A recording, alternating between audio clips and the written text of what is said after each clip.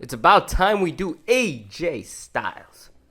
Just because I don't talk about him often on the channel doesn't mean I dislike him or anything. He's my top 20 favorites and my top 5 for today. And the reason why I like him so much is because he's so phenomenal. It's a basic answer. To me, he's the modern day Shawn Michaels, and it took him a while to become the complete wrestler, but once he did, everyone was there to give him his flowers. Styles will definitely go down as one of the all-time greats, and I hope he gets one more world title reign. But here in 2003, he was not the man everyone knows today. What is up, guys? Wrestling Premiere is here. It's been a while since we've done a TNA video, and personally, I enjoy making them, but the app itself, I'm not a big fan of the Impact Plus app. Guess I just had to get used to it, so there's that. I'm probably going to make Bobby Lashley's title reign video before the end of the month. If I could find the right stills and all that, it will be done before the end of this month. You know, his first title reign, when he associated himself with MVP and Kenny King, that's the run I'm talking about. Styles was talented enough to get noticed on WCW's radar, and during the final days, wrestled in the promotion for a bit. After the company was purchased by the WWF, Styles was offered a developmental contract but turned it down for his family. This wasn't a problem because a while later there was ROH and a bunch of promotions on the rise, and Styles developed his experience facing a plethora of talent. Then there's NWA TNA. The house AJ Styles played a part in building. Here he was the focal point of the X Division, but after winning the title multiple times, felt it was time to ascend to the very top. He had just broken free from Vince Russo's faction called the Sports Entertainment Extreme. Yeah, you know what that means. And Styles was in a tag team with D'Lo Brown. You know, his buddy. He was learning from him inside and outside the ring. Soon enough, though, they had to face off in a #1 contenders match on the June 4th, 2003 pay-per-view. D'Lo was a very formidable opponent here. He had the size advantage along with the unpredictable element. You know, he was running up to the top rope and doing a moonsault from out of nowhere. These two are wilding. You know, Styles was attempting a plancha, was thrown to the ramp. D'Lo was connecting with a frog splash, and of course on commentary, Mike Tenay and Don West went insane. All of a sudden, the gathering came out, and this was because Raven felt he was the rightful #1 contender. Styles saved himself from a loss by putting his foot on the rope, but despite the uphill battle that was D'Lo, Styles managed to escape. Why? Because Raven blasted D'Lo with the chair, leading to the 450 splash. Even then, D'Lo didn't lose, and this was of course because he had the WWE signee boost, but it didn't matter because AJ Styles dropped him with a Styles Clash on a chair. So he was the #1 contender. Raven afterwards just broke that chair onto his face, and I just gotta say, that was a good quick match. It felt like a video game, no back and forth stuff, some nice aerial moves, all that. I should also note that this wasn't going to be Styles' first world title match. He was pretty damn close to beating Jarrett in February, but fell short to a super stroke from the top rope. I should also note that this was a triple threat match, including Raven. This was decent. It's very noteworthy for Styles in particular, you know, it's his first title victory. He showed fighting spirit as he always did with that confidence to these kinds of things, and at times it wasn't successful, but this didn't stop him from continuing. Each man early on had this sense of urgency to quickly end it, but the other man would always be there to break the pinfall though. At one point, Jarrett and Styles worked together for a bit, but Raven got all the momentum and was almost unstoppable despite the blood. He hits the Raven effect, and all of a sudden Shane Douglas of all people interfered and he assaulted him all the way to backstage. Styles meanwhile blasted the champion with the title before going for D'Lo's frog splash, but he kicked out. Jarrett's out here taking all these punches and withstanding them like he's 99 overall. Well, he is 99 overall. He made himself 99 overall in TNA, and he caught Styles. Still, that wasn't it. Off the rope, Styles drops Jarrett with a sit-down powerbomb, and he's beside himself. Ref bump, and Jarrett has him, but nonetheless, the challenger bounced back, only to walk into Jarrett's knees off the 450 splash. All of a sudden, Russo's here, and if you've seen this once, you've seen all of them. He destroys the guitar over Jarrett's head in a shocker, leading to the Styles Clash 1, 2, 3. AJ Styles was finally the NWA World Heavyweight Champion, and he was realigned with Vince Russo. An upset Jeff Jarrett quickly asked for a rematch and wanted it on the anniversary show, but the new champion wanted respect and told Jeff that he's got 30 days to give him the rematch, and so he'll check his schedule. Since he wasn't getting a rematch, Jarrett challenged him to a tag team match with Sting. Okay, as I said, it was a very historical night for AJ Styles. It was his first world championship in TNA, that being the NWA World Championship, and there was more to come. After speaking endlessly about the South or whatever, Vince Russo introduced the man who's better than Shawn Michaels, Bret Hart, and even Sting, the new champion AJ Styles. After the fans constantly bombarded him with cheers, he had enough and agreed with Vince Russo's previous statements. The thing is, AJ refused to compare himself to these people. He thought he was far above them to the point where they're not in sight. He's talking about how these fans have no teeth, they date their sister, and in essence, it's not right to talk about AJ and the people in the same sentence. Russo's talking about taking the champion to New York, and Mike Tenay had enough. He told Styles that he's been brainwashed, and Tenay wanted AJ Styles to see that he's actually done things the right way in the past. So Russo told him that Jeff Jarrett tried to do the right thing, and these fans booed him out of the building. An angry D'Lo Brown stormed to the ring and asked the question why. First of all, he talked about how Russo gave him a shot in the past.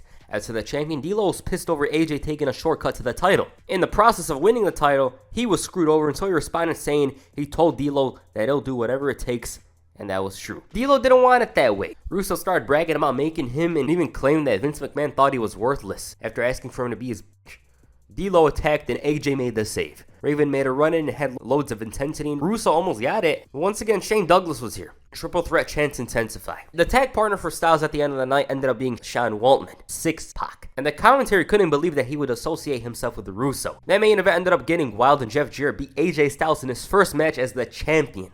Just Jarrett things. That story would continue to intensify, but until then, AJ had to deal with his former partner. D'Lo Brown once again spoke about how he became friends with AJ Styles, gave him knowledge, and all he could do was take. He asked AJ to come out and explain why he sided with Russo. About that, yeah, this was an impromptu cage match. D'Lo struck with anger, dropped Styles on the ropes, and was bouncing him around. The fans were fully on his side, and nobody knew what's up, and AJ was like, I'm out of here. Even then, D'Lo didn't let him leave quietly, and the assault was one-sided at this point. The referee suddenly came out, and basically it was an impromptu match. Styles got desperate and finally slowed down the assault. D'Lo was busted, and the Phenomenal One smelled blood. Styles was relentless on the attack, but at a moment's notice, though, D'Lo was on offense. Vince Russo had to run in, and this ended in a DQ. So you can use a chair, but interference is where they crossed the line. The odds got the best of him here, and Russo's asking for 2 out of 3 falls. He wanted him in a 2 out of 3 falls match to show that AJ is the best or something along the lines of that. Jarrett wanted to put a stop, but the red shirt security were here. Russo shouted that he will never get a title shot, all while Styles was viciously attacking his old friend. Meanwhile, Jeff Jarrett was still asking for a title shot, and so Russo reminded him, hey, you're never getting one. He was so adamant about this. So Jarrett whooped his ass,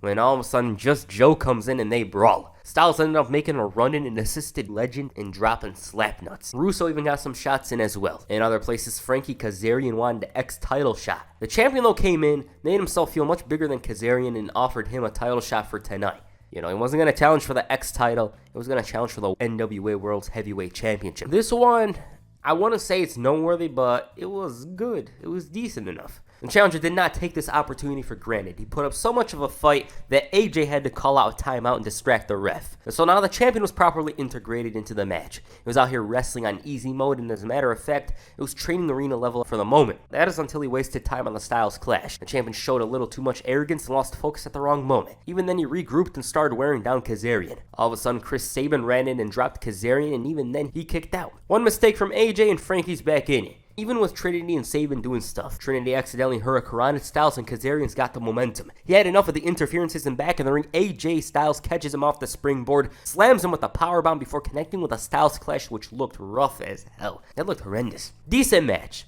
They tried showing that Kazarian was like AJ in the past. He was competing for the X title, and in storyline he came close, but the interferences were too much. Afterwards, the heels continued the attack, and Russo added insult to injury when D'Lo came out and cleared the ring, and even tossed Trinity to the outside. He challenged Styles to a match, and even said that he's bringing in an equalizer. About this one, D'Lo brought out his equalizer, and it was Vince Russo in a cage. This was big because it changed the complexion of the match. The challenger early on dominated. He was running him into the guardrail, pushing him around, and Russo was looking on hopelessly. Nonetheless, Styles was still quick, and this worked in his favor at the moment. At one point, he teased jumping over the top rope, but he did it anyways and landed on his feet. Phenomenal. The champion though got ahead of himself, and D'Lo hit the Alabama Slam. A slugfest ensues, leading to the comeback from D'Lo. Back body drop slams to the mat, and suddenly Trinity comes in with a whisper in the wind, but D'Lo kicked out. Ref bump, sky high in the lowdown, but Sonny Siaki of all people comes in and costs him the match, and AJ takes a page out of D'Lo's book and hits a frog splash to retain the title. Decent match.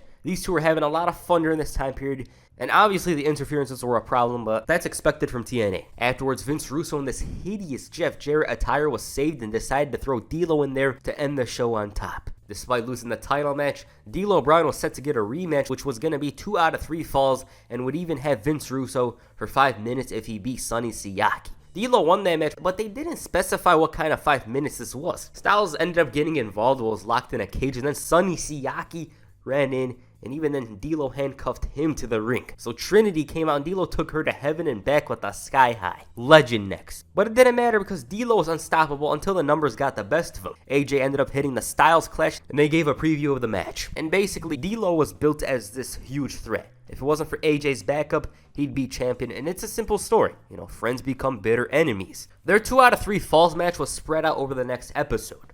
The first fall was a regular match with no submissions. Second was a submission match, and if a third fall was necessary, then it was going to be a ladder match. About their first match, Vince Russo was barred from ringside, but Trinity certainly wasn't. In the beginning, D'Lo dominated AJ with his size advantage. He was a threat from land and air. Even though this wasn't a submission match, D'Lo was still going for it, and Styles was beside himself. That is until he caught him with the Alabama Slam, and after a few minutes of the challenger dominating, it was now the champion's turn. Once again, AJ Styles exhibited confidence and insane wrestling skills, but after making the mistake of engaging in a slugfest, it was D'Lo's turn. The match was in the final third here, they were trading moves, and after the ref was busy with Styles, Trinity capitalized on this, and AJ hit the springboard, but D'Lo kicked out. He failed to go up top and instead took a fall-away slam. Trinity distracts the ref, and for the third time, Sonny Siaki comes in and hits the Siaka-lips, leading to the AJ Styles win. Quick match, TNA 2003 with the interferences. I mean, what do you expect? I've said that once, I'll say it again.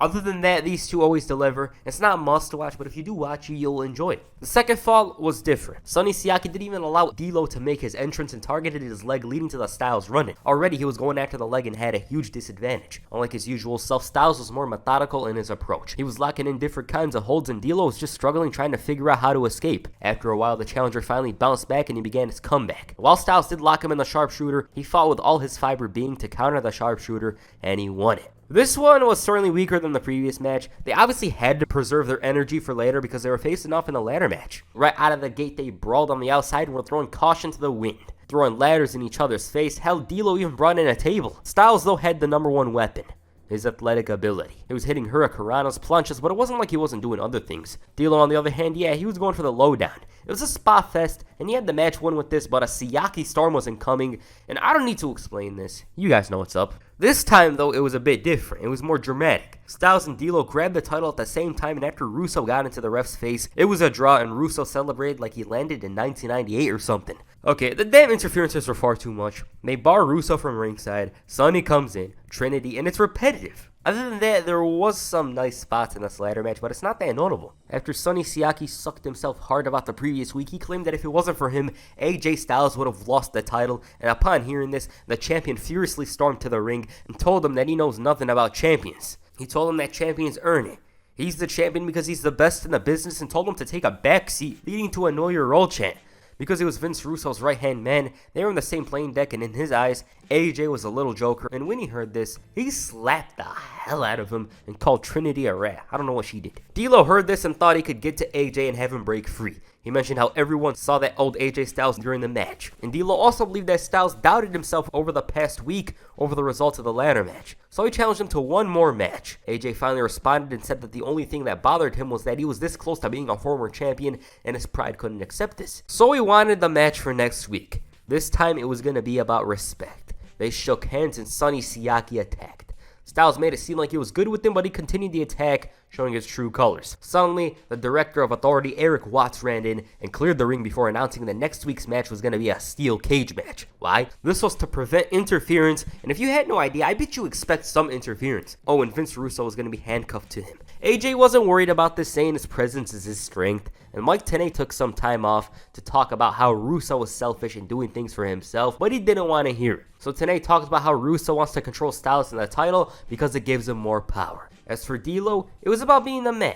He was always helping talent and assisting them and reaching a higher level, but tonight, it's his night. So let's talk about it. Russo is handcuffed to the director of authority. Sonny Siaki and Trinity were barred from ringside, and regular wrestling in the beginning with D'Lo starting to transition. AJ, though, turned a negative into a positive, and Russo was being dragged like a dog. The champion got ahead of himself going for a clothesline, so D'Lo showed him how it's done. Despite this, nobody had the outright advantage here. At a moment's notice, though, AJ Styles was bleeding, although his momentum wasn't halted. He was still going for strikes, but off the ropes, D'Lo caught him with the Samoan drop. Both men were bleeding, worn down, and it was the final third. D'Lo, though, had the edge. That's how I feel after every finish in this video. The challenger managed to hit the lowdown, but it wasn't enough, and AJ rebounded with the powerbomb and a Styles Clash combo, but D'Lo kicked out. This fired him up, and he was ready for the lowdown from the top, but then Vince Russo threw some powder in Watts' face, who then slammed him onto the cage, leading to D'Lo's fall and Styles' victory. Every time, but then again, you must be smoking with Sabu and RVD if you think this was gonna end clean.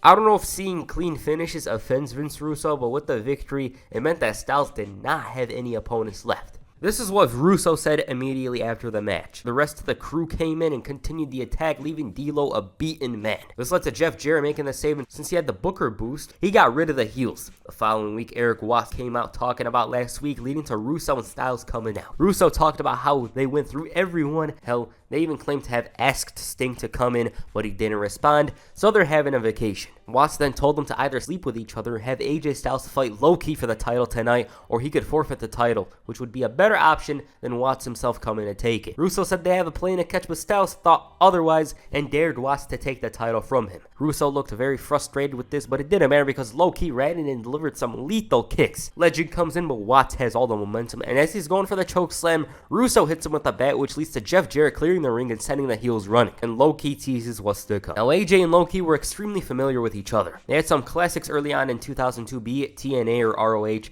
They always delivered, and here it was the same thing. Both men worked hard to ground each other, extremely intelligent strategies from both men, and as the commentary said, both men knew each other well. AJ hit this magnificent dropkick, world class. Low-Ki, on the other hand, turned a negative into a positive, and the challenger was just unbelievable. He's popping up and dropping AJ at a moment's notice. They were pulling out some random ass stuff, and the commentary couldn't believe what they were seeing. While Low-Ki was just going for things, AJ wanted to do it with style and arrogance. The challenger was struggling, and AJ was finally in control. Russo's added insult to injury as well, and Low-Ki's neck was hurting, but he found enough to hit a springboard, and this led to the comeback. A nice double underhook that almost leads to the victory. Several kicks. AJ finally countered, and at this point, it was anybody's match. Back and forth, Styles avoids disaster and connects with the clothesline. Then he found himself in the vertical octopus, so Styles hits a lethal German into a front face slam that once again wasn't enough. Even then, Low-Ki fought back. Whatever AJ did, he responds. Then Russo got involved and almost went through the table, and since the ref, I assume, liked the bizarre finishes, prevented it from going down, and AJ blasted Low-Ki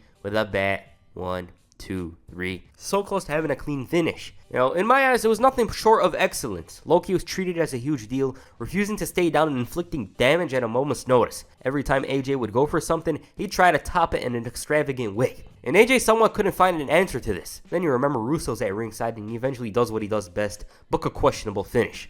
I don't know if it's illegal to have a clean finish in Nashville, Tennessee, but they just didn't book one.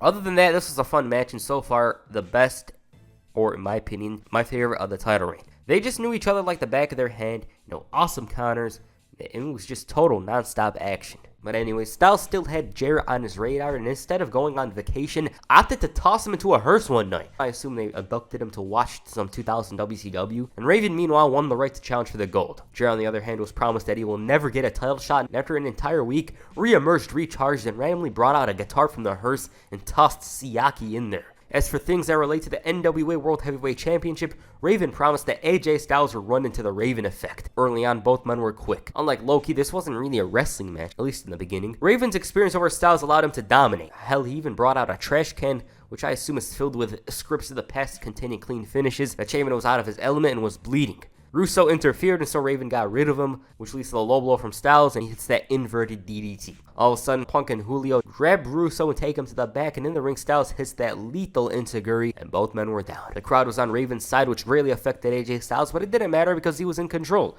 Raven, though, refused to give up, and so AJ brought in a chair. His arrogance got the best of him, leading to an opening for Raven, and at this point, both men were down, worn out, beaten, battered, but they still found the will to get back up. Raven was all over him here. He was untouchable, and even when AJ tried using his biggest weapon, Raven had a chair in hand. Hell, he even hit the Styles Clash. 1, 2, Sin was here. He breaks the fall, he pulls the ref out of the ring, and the champion hits the DDT. The crowd was hyped at this point. Sin gets knocked down by Styles, and Raven gets pushed into the ref, but it doesn't matter because he hits the DDT. The fans, though, knew what this was leading to.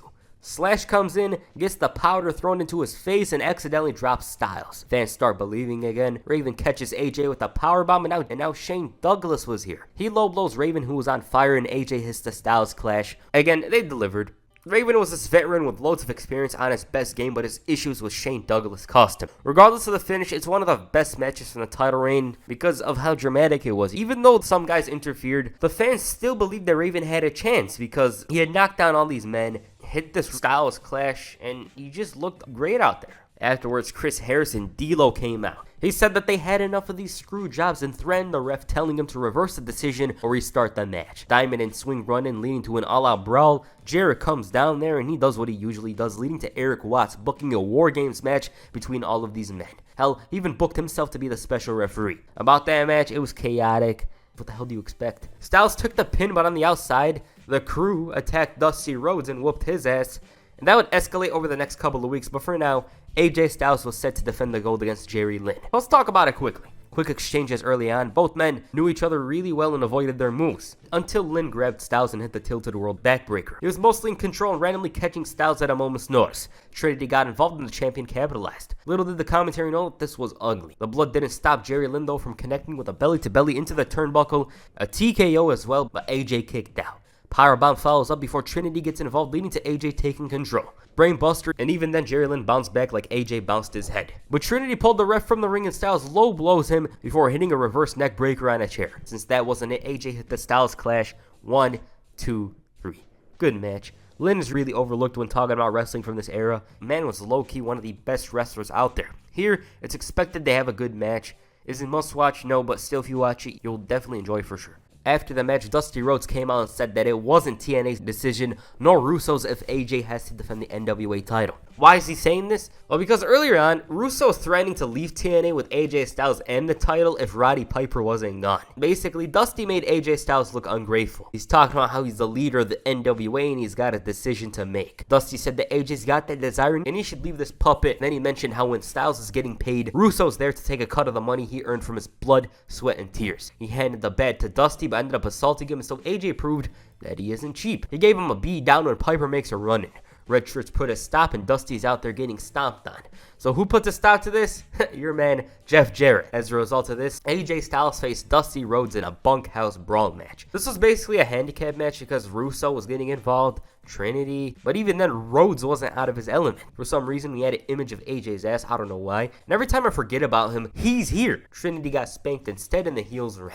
So what does this mean? Well, it means these two are going to eventually face off again. Soon enough, it was confirmed that AJ Styles will defend the NWA World Heavyweight Championship on October 22nd against Jeff Jarrett. I mean, who else is he going to defend it against? In the meantime, though, AJ Styles had to team up with Vince Russo to face Dusty Rhodes and the #1 contender. Russo's wearing the goofy hockey gear once again, and during the match, he finally got his comeuppance. AJ took a super stroke and Dusty Rhodes pinned the champion. AJ was so upset over this loss and being embarrassed that he challenged Dusty Rhodes to a match. Rhodes was like, "You don't know what you're doing," and so he slapped the hell out of him. Rhodes wanted a title match instead, and since AJ Styles was so confident, he accepted. Because the spotlight wasn't on him for 5 seconds, Jarrett's upset. Like, bro, you're getting your title shot on October 22nd. Tensions continued to rise between Styles and Russo, meanwhile, as he told the champion that it's his fight, and since then they haven't been in contact. To Dusty, it was about proving himself and winning the title one more time. A drunk Vince Russo ended up showing up and was completely lost. He was out here trying to motivate that champion, but it didn't look like he needed his help. With that said, Dusty had more intensity early on. He was treating Styles like a child, and this man couldn't even lift a finger during this part of the match. Once he struck, Dusty was bleeding.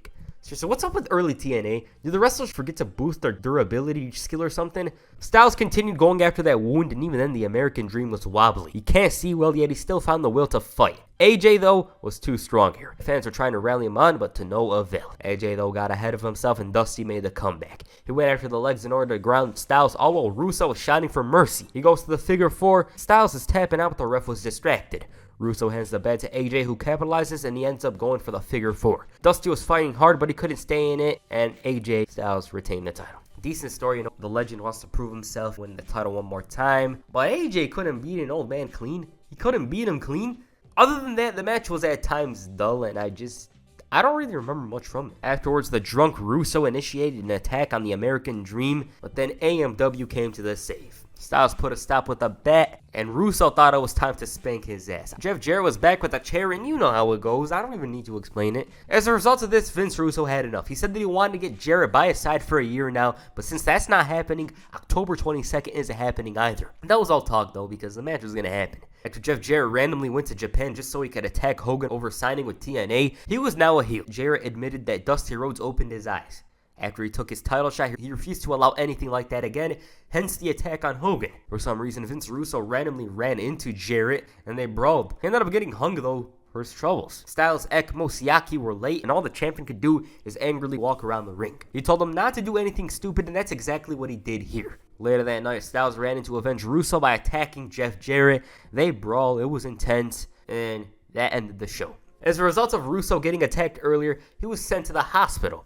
Heading into the match, Styles refused to be with his buddies, with Siaki saying it's in the best interests. The Phenomenal One also didn't visit Russo at the hospital and wasn't showing remorse, saying he's to blame. The others claimed they had his back, but he didn't want none. About this one, Jarrett wanted to get violent already. Don Callis and Eric Watts had to get involved, and they managed to take control, and it was on. Both men were aggressive in the beginning. Styles, though, was the one who found success, and soon enough, Jarrett weathered the storm, and a couple of guys were observing the action. They were interested in seeing who was going to win the match because they wanted to challenge for the title. Back in the ring, Styles was mostly grounded, and when he actually fought back, he did it with style. It wasn't like Jarrett was out of it, though. He locked in the figure 4. Sonny Siaki wanted to get involved here, and so Eric Watts prevented anything from going down. Dusty Rhodes opted to get rid of him, and in the ring, Jeff Jarrett blasted Styles with a chair, and barring a low blow, AJ failed to connect with the leg drop, and failed to connect with anything and took the stroke. Despite this, he kicked out, and at this point, it was clear what's up. Styles was resilient, Jarrett was getting frustrated, and so he brought in the title. Watts is telling him not to do it, but he does it anyway.